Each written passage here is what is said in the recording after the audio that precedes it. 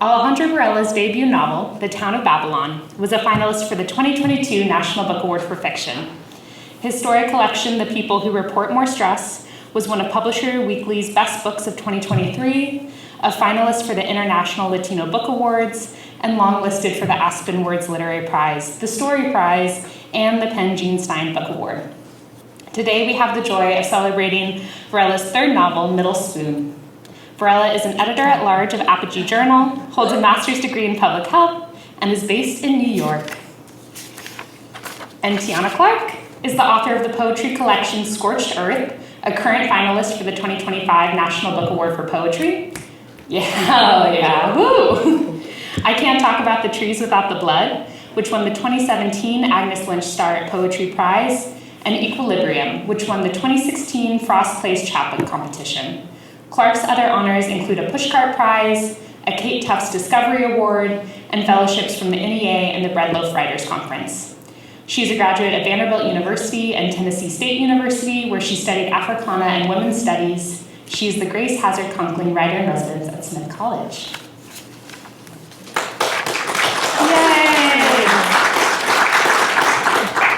I'd love to start off with you each just giving a little teaser about the heartbeat or the kind of question or obsession that fueled this book in particular, and then maybe to offer just a little bit of reading, a taste for the audience of these beautiful books.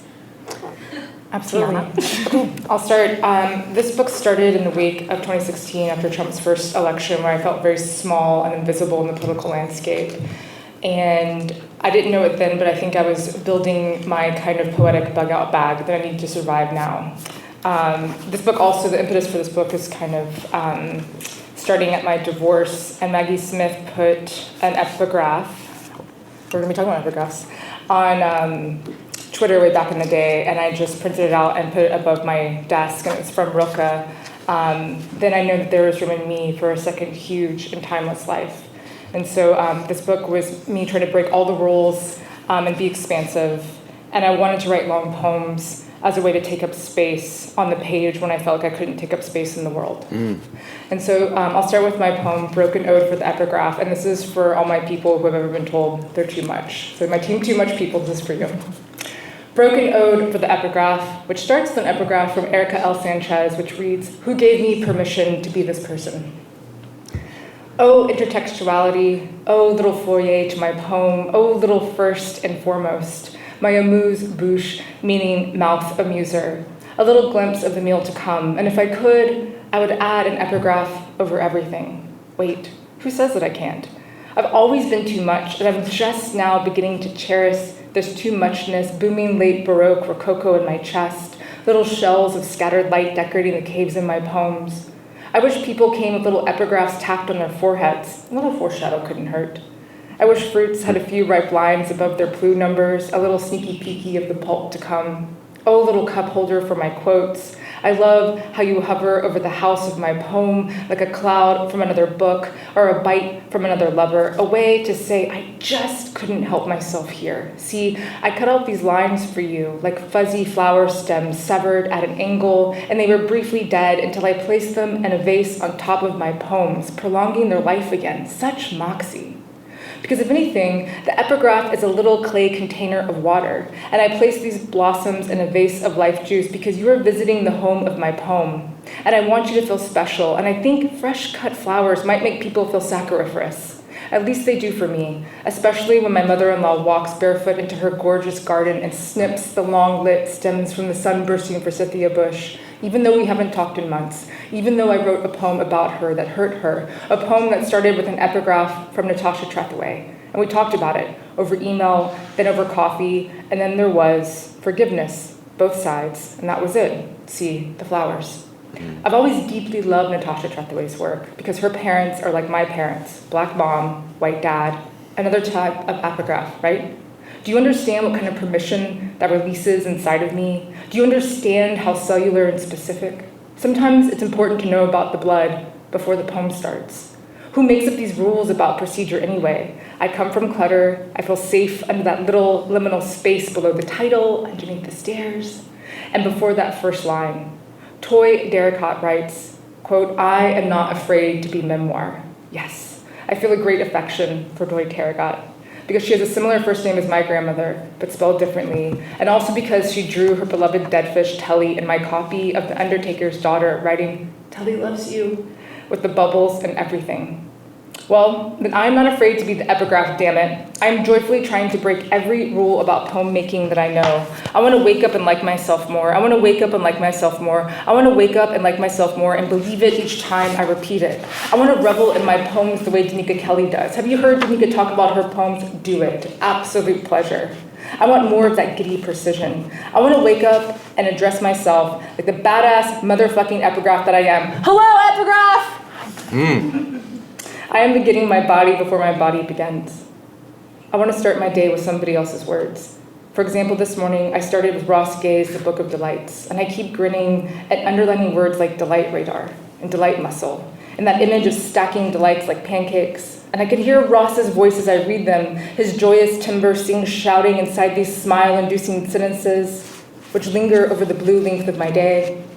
And I just got back from ADVP in Portland, where I heard Jose Olivares say, "Lean into length," on a panel about poetry podcasts. I wrote it down, and underneath his words scribbled, possible epigraph.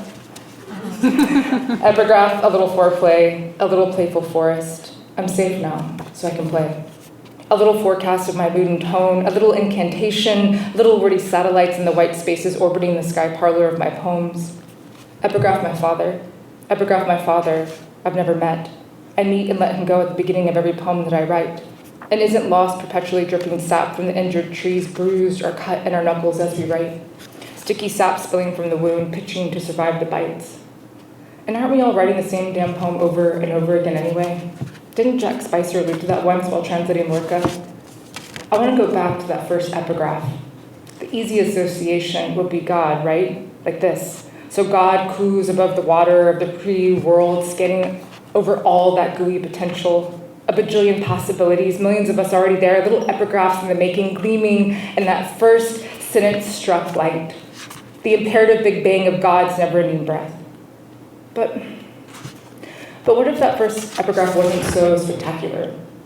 What if it was just someone messaging me on one of those spit-in-a-tube DNA ancestry sites, saying that they're my second cousin, saying that they know how to get in touch with my dad, saying that they gave him my number and email address, saying they told him I didn't want or need any money, but how he still never reached out.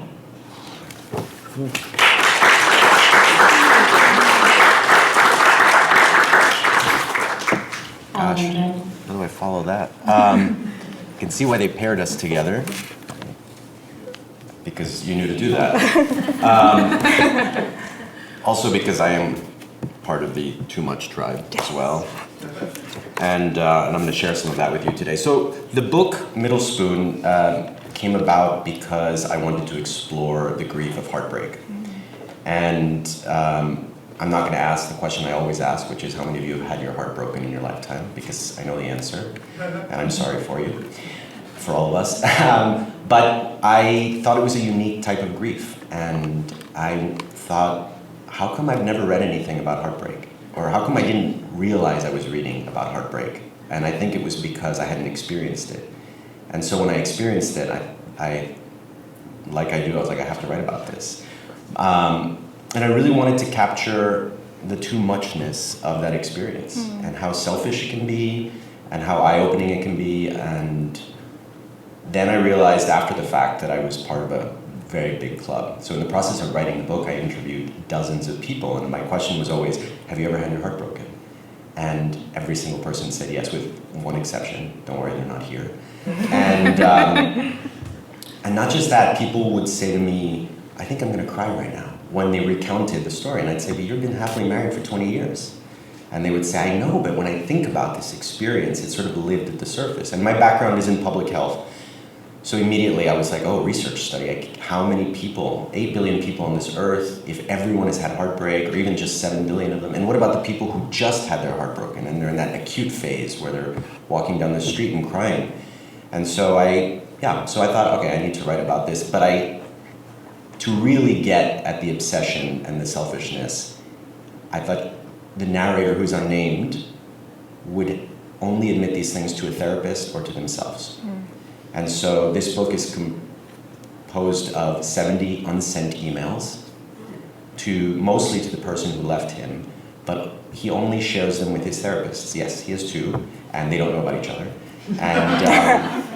And so they say, do what you always do, write it down, but don't send it. And I wrote it and kept it unnamed because I wanted the reader to feel like I was writing to them. And so I signed off all the emails, me. And anyway, I'm gonna read a section from that. Oh, right, he's happily married and has 2 kids and was dumped by a boyfriend. So it's complicated. Okay. Hey, the guy's name is Ben. Okay, hey, tonight was the first night of Hanukkah, which means very little to me, but I know it's a tradition you keep. I'd planned to gift you a toothbrush, not as a passive-aggressive gesture, but as a reparative token. On our last night together, after the all-white people except for me parties in Williamsburg and Bushwick, after the romantic back patio dinner where you and I shared the dan-dan noodles and the gin martini that you loved and I didn't have the heart to tell you was too floral for my taste.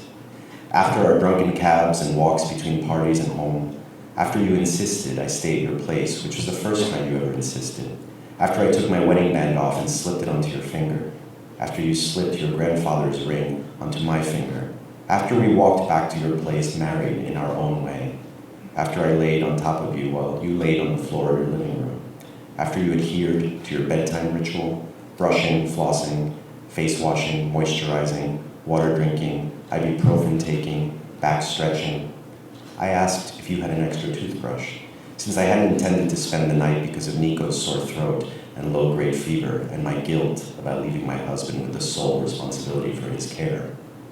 You can use mine, you said. I didn't know if you were being generous, lazy, or kinky. What I do know is the brush had exceeded its life expectancy. Bristles curved out like a dried-up bouquet of supermarket flowers, the kind I used to bring you every time I came to your place, because the first time I brought you flowers, you commented that no one had ever done so, and I got a kick out of bringing you 1 or 2 or 3 single-stem flowers, whatever was in the bucket at the market, so that you could keep adding them to your bouquet on your counter, a bouquet that only ever died 1 or 2 flowers at a time because of my constant replenishing. Until, that is, you joked that I probably shouldn't bring you flowers any longer, which was fine because they were expensive. So I began gifting you fruit, usually bags of clementines, but sometimes grapes, and I truly don't know how you felt about that. But since you never complained, I continued the ritual. You offered to let me brush my teeth with your toothbrush, which surprised me, even in my inebriated state, because the gesture was so unlike you. The you who used to be turned off by my pecking you on the lips if I hadn't finished chewing whatever bite of food I hadn't yet swallowed. If such a minor act could rile you up, surely the sharing of the tool used to scrub the insides of our mouths was beyond the limits of your comfort. For what it's worth, I too was less than thrilled by the prospect of cleaning my mouth with your beat-up brush. But I wasn't turned off by it either. And as you watched me brush my teeth, you said, "This is maybe the most intimate thing that has ever happened to me." Which is when it occurred to me that I had never intentionally brushed my teeth with my husband's toothbrush because, well, we've always had our toothbrushes handy.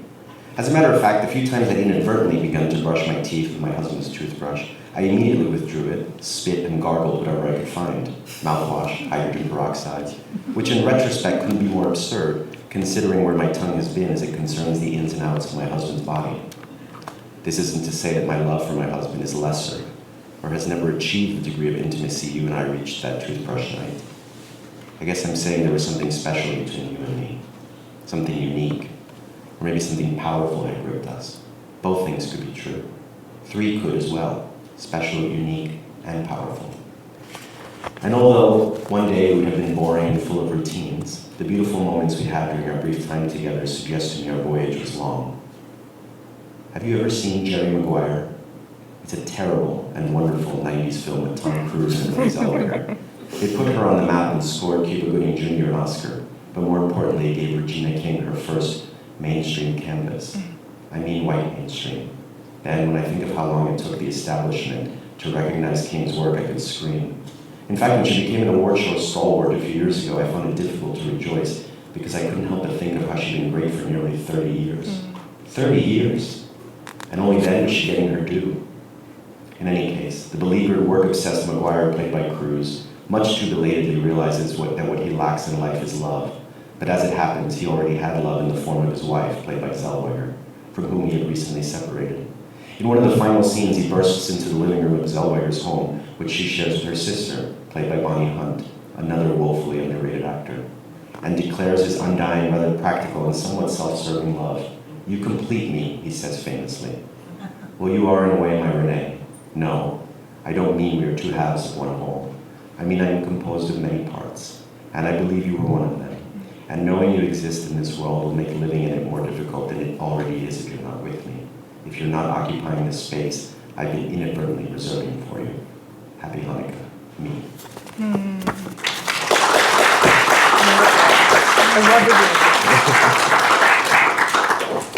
Alejandro, how did the epistolary form kind of come to be for Middle Spoon? And in the process of it becoming an epistolary novel, did you think about consciously how you were either like querying that form or subverting expectations around what that form contains?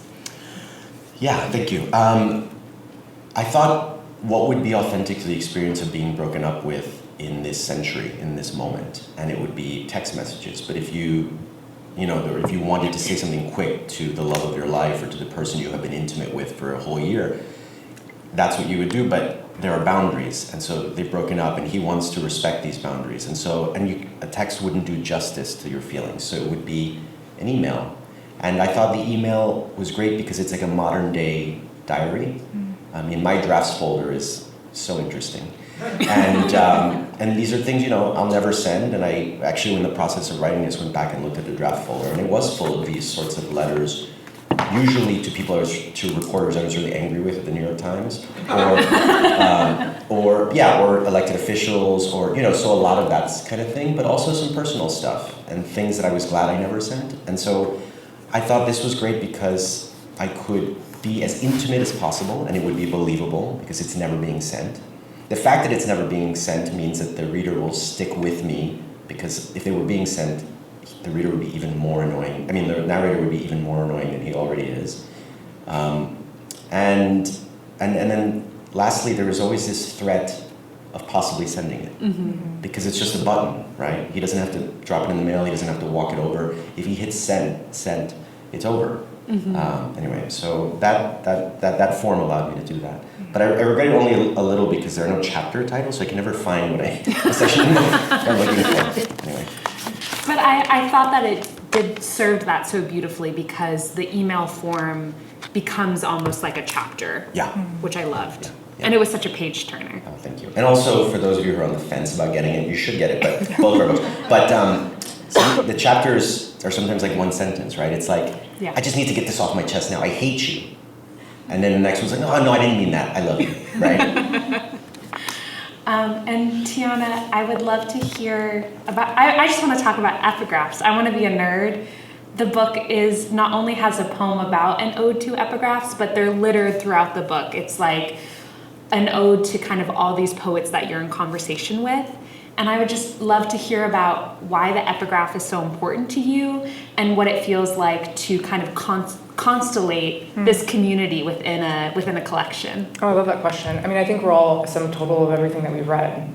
And I'm such a collector, of course. I think you're a reader. I mean, you're a person who's underlining, dog-earing, highlighting. I know some people are precious about not touching their books. I'm not one of those people. Tiana is writing in the back of her own book right now. Yeah. Things that Alejandro is saying. But I know I put emails on your diary. I was like that because I have a whole epistolary packet, so I'm gonna add that. I'm also a teacher, so I think number one, I've always collected quotes, almost like my own kind of continual commonplace in my head. And then also as a professor, I am constantly pulling on quotes for my students. For me, I'm kind of a hoarder of quotes, and they just kind of spill out of me. And I think intertextuality is really, really important to me. I think different writers have different obsessions or different ways of kind of going through the work. And I think for me, did everyone play Sonic, like the old school Sonic? Mm-hmm. A little power boost boom that would kind of like, whee! Yeah. I kind of think of the intertextuality or pulling another writer. It gives me that little boost. It helps me ricochet my thoughts. It helps me pull that other writer in, and then I'm ricocheting off of them. It's almost in the mode of ekphrastic, or even still the epistolary, if you think about it. I think Anne Carson wrote about the epistles, like how this erotic subterfuge, but Also with the epistolary, it's between this like, public and private, but also there's this assumed kind of voyeur, right? It's kind of like the reader. And I also think for me, kind of pulling in quotes, now that I'm thinking about it, they're almost like pulling in little letters from writers that you love into your text. That's great. And, I'm a big Maggie Nelson fan, and I think that was really exploratory for me when, I read Argonauts and Bluets, and seeing that she leaned into that obsession, because so many of my professors in grad school were constantly chastising me, like, Tiana, can you just do 2 and not 7? And I'm like, no. And I do have editors that, it's a constant negotiation. And I tell my students, like, you can do whatever you want as long as you can make it work. But you have to, do that work to make it work. And, maybe I'm not always successful, but I have a big rebellious heart. I've always been into transgressive joy. And in this book, it's like my post-MFA book. And I'm like, my professors aren't in my head. Mm-hmm. I don't want to please anyone. This book was solely written for myself. I always say that I'm writing to save my own life. If it happens to save somebody else, that's great. And I think epigraphs make me feel safe, but they also give me that sonic power boost to kind of ricochet my thoughts forward. It is a hard thing, because I guess the reason I think editors and professors say that is because they're like, well, we want your voice. You can't always pull the other writers in. But I also think if you can do it well and you braid other voices in, then I think it creates this kind of chorus that I think that is even more resonant. I mean, if you've been in a really cool a cappella group, it's haunting. And so I think if you can do that in your work and do it well, then for me, that's nothing better. Mm. Yeah, absolutely. And every medium of art does it. So why can't you? Yeah. And you do it so well. Yeah, it's like call and response. You see it all the time. Mm-hmm. Yeah.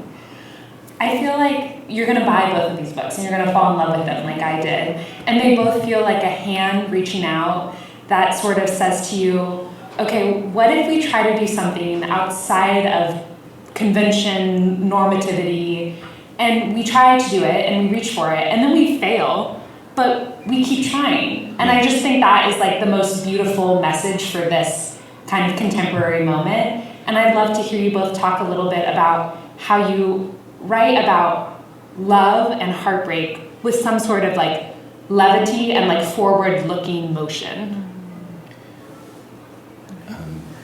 Thanks for that. I think some of it is quite intentional, because if you do write about something heavy like heartbreak, it has to be undercut, at least for me. And that comes quite naturally. There isn't just, anxiety, living it is debilitating and terrible, but it's quite funny on the page. And so, I brought that into it as well. This person isn't only spiraling. Let me go back a minute. When I was coming up with the idea of this book, I really was thinking there are 2 types of people in this world. When the vacuum cleaner isn't working and you are in a rush and you're trying to clean up and make dinner, and the vacuum cleaner suddenly, something's wrong and you can't figure it out. There's the person who kicks it, down the hallway, and then there's a person who's like, okay, I can't find the instruction manual, so I'm gonna go to the internet and download the PDF, and then I'm gonna read and see. And I believe that some of that is hardwired. It happens in utero, it happens in the early years, it's how your brain handles stress. Just trust me, it's true. And so I believed one of the biggest stressors you can have in your life is the pain of losing someone. And so I thought the person who kicks the vacuum cleaner is gonna have a much tougher time dealing with this heartbreak than the person who downloads the PDF. So I wanted to explore that, and in order to do so, I really needed to lean into the anxiety of this narrator. And even when I was like, oh, this is too much. Because I always warn people, it's there's a road here with this narrator. It's disarming, super annoying, and then endearing by the end. And that's your friend who's been heartbroken. You love them, you care about them, you're worried about them, and at some point you're like, get over it. It's not the end of the world. And so I wanted to capture that experience. And so it was the balance of authenticity to the pain, but then also the humor of it happening in this world. Because you still have to, pay the bills and raise the kids, and you're watching the movie, and you're thinking about Regina King, and you're thinking about Gaza, and you're thinking about all of it, and you're still sad and spiraling. And so that was quite intentional, because otherwise I thought I won't keep this reader and I'll tell you, I'm getting this strangest compliment about this book more than the others. and people are sliding into my DMs, really coming out about a lot of things, just so you know. But the compliment I'm getting is that this guy is so annoying, and I couldn't put it down. It was dangerous. As a writer, I was a little afraid of that, because maybe a little bit more annoying, and they would have put it down. But you already bought it, so it's fine. I think what's fascinating, I do agree that everyone goes through heartbreak, and one of the things everyone doesn't go through heartbreak is I think they often go to poetry. Because I think poetry often concretizes those really thick, difficult abstractions of how we feel. And there's so many beautiful poems that address those exact feelings of when our hearts are shattered. Jericho Brown has this amazing quote. I'm not going to be able to do it justice, but there's a part of the quote where he's kind of doing this riff on every poem is this, every poem is that. And he was like, there's one part where he's like, every poem is a love poem because every poem has to fall in love. And I've always carried that with me. I know for me, there's a great poem by Kim Adonisio called To the Woman Uncontrollably Crying in the Stall Next to Me. Everyone look it up. But the end of the poem goes, listen, I love you, joy is coming. And I feel like when you go through heartbreak, you are clenching, hoping, like, when is the joy going to come? And this book is very much set at a huge heartbreak of a divorce, and it starts right in media res, and that deep sense of hurt and loss. For me, one of the things that I did to braid that and make that work for myself was I wanted to do self-implication. And so this is just the end of the prologue poem, Proof, and it says, I remember I said I hate you once when we were driving back to Nashville, our last long distance. I didn't mean it. I said it to hurt him, and it did. I regret that I was capable of causing pain. I think it's important to implicate the self. The knife shouldn't exit the cake clean. There is still some residue, some proof of puncture, some scars you graze to remember the risk. But a challenge I gave to myself in this book is that even though that we were divorced, I still wanted to honor my ex-husband, that I didn't want to bloodlet all the juicy details of our relationship. I wanted to challenge myself to be kind of totally centered in my POV. So that was a challenge in the way that I handled that. But I totally agree with you about, it's important, I think, in all work to braid multiple tones. I think kind of doing that, I can never say this word, chiaroscuro, kind of giving that high relief and that tension, so the light with the dark, the heartbreak with the levity. The speaker, me, ends in a new relationship, but I didn't want the book to end in the saccharine way. The title of one of the penultimate poems is like The Terror of New Love, so the terror is still in there. But in the epilogue, I didn't want to end there. I wanted to end and complicate even that notion of, okay, yeah, you go through heartbreak, you find new love. I didn't want to have that kind of very cliche beat, and so I added in a poem that actually my new partner suggested, and it's a poem still wrestling with the kind of idea of uncertainty of whether or not the speaker is going to have children. I still wanted it to end in this, even though you find new love, you're still holding all of these uncertainties and all these questions. Mm-hmm. I didn't want it to seem like just because you fall in love again, you're just still not thinking of all of the other hurts and all the other questions that you're still reckoning with. It's not like everything is fixed by a new lover. I loved that about both of these books so deeply, that the characters were not wholly changed by love. It was not some fantasy of, well, now I'm not anxious and I'm just going to flounce around Brooklyn with my new boyfriend and it's going to be great. That wasn't it at all. It was like, we're still so deeply flawed, but we're trying to do something together. Natalie, yes, can I say something please. about that? That is also a challenge, because someone who is experiencing, or if they're writing from a perspective of pain and loss, you become a little unreliable to the reader, right? Or at least you fear that. If your best friend tells you this terrible thing happened to them, you believe them and you trust everything they say. If they tell you 3 times that someone at work has felt that you start to think, oh gosh, Tracy, maybe you're the problem. You know what I mean? Not you, Tracy. I was like, there's a Tracy in the room, but I'm not referring to you. There's a Tracy in the book. Oh, there's multiple Tracy's. Sorry, we should connect after. Anyway, you start to think, oh my gosh, maybe it's them. So I also was thinking that as I was writing it. He is unreliable because he's in so much pain. So he's going to tell it from his perspective. But I didn't want the reader to have that experience. I wanted them to be able to be like, he's so flawed, but he is really trying to give a holistic view of what happened. And that required, luckily it forced me to give more depth to everyone in the book, and to all the characters, right?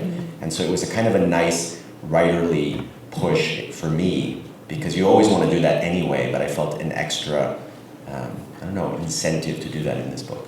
Right. I have so many more questions, but I also want to save some time for your questions. So this is a little note for you to get ready, and I'm going to give them one more up here, and then we're going to turn it over to you and squeeze in just a couple before we have to wrap up.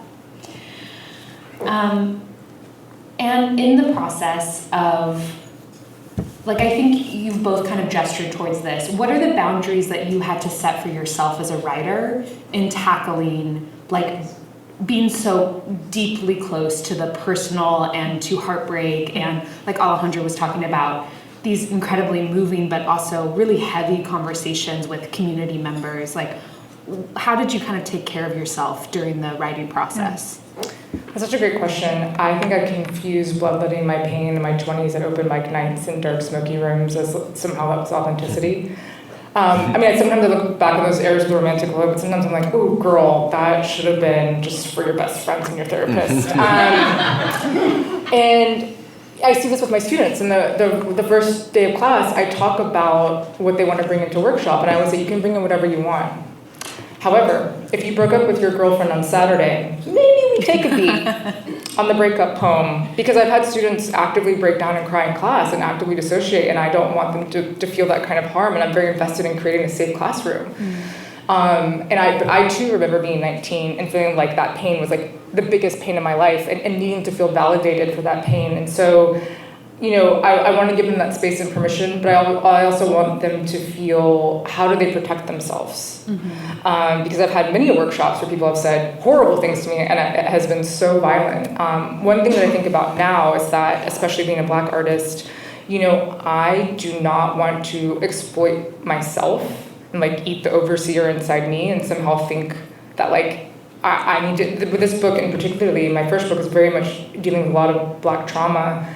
And after reading that book for 2 years on tour and going back to my hotel room and just being a husk staring at the corner, I was like, girl, the next book you write, you've got to shoehorn some Black joy in there because you cannot sustain this. And so I think for me, this book is, it's not a fake kind of joy, it's very much a grasping for, and I think Ellison calls it that fingering the jagged grain, and not knowing if it's possible, but at least in this book, one way I protected myself is at least showing that vulnerability and trying to grasp for joy, even if you can't even get there.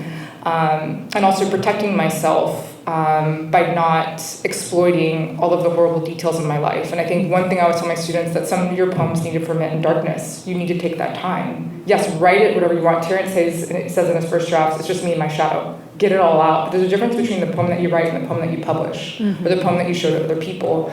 And so I know who my trusted readers are now. And so I wait, I take my time. In a capitalist environment, you know, they say capitalize momentum.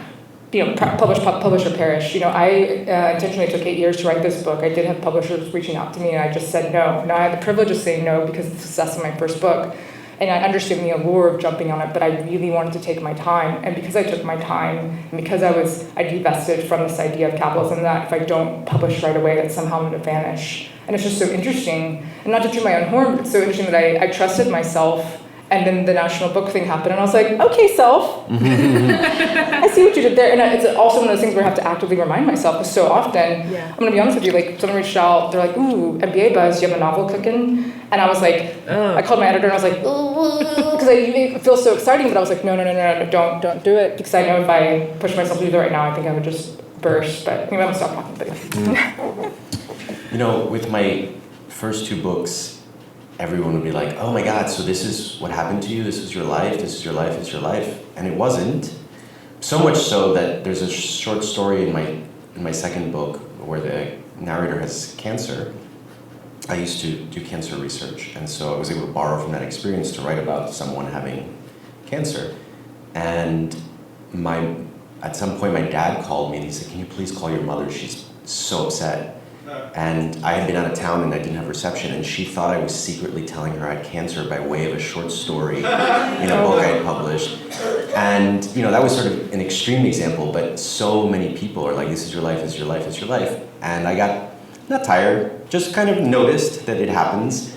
And with this book, I thought, you know, people are gonna think it's my life anyway. So I wrote about real people in my life. I made this, there's a scene in this book in which like two of my best friends are talking about the narrator's relationship. I called him and I said, hey, Lucas, hey, Akil, I'm going to include you in the book, and it'll have, your names in it. That conversation didn't happen, or it was kind of like that, but I didn't really. They're like, okay, great. And I did that with like 10 of my friends. And I always got the okay from them. And I did write a lot more about things that happened to me. It all went through, the sort of fiction washing cycle. But yeah, so for example, I grew up, my father was a server at a very fancy, famous restaurant in Manhattan. And every single day, he would come home with autographs for all of us. It was me and my siblings. I mean, everyone, from like the Queen of Spain to Cyndi Lauper to Hulk Hogan. I mean, you name it, the famous person. And so we had all these autographs all the time. And I think I went to that restaurant once.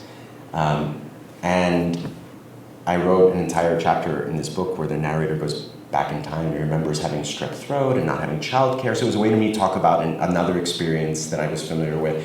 And there's no childcare, so then he has to go to his dad's job all day and sits in the locker room downstairs of this restaurant, and comes upstairs for a minute to have chicken soup because the staff is like taking care of the kid. And George Michael happens to walk in, and he's a guest, and I loved George Michael.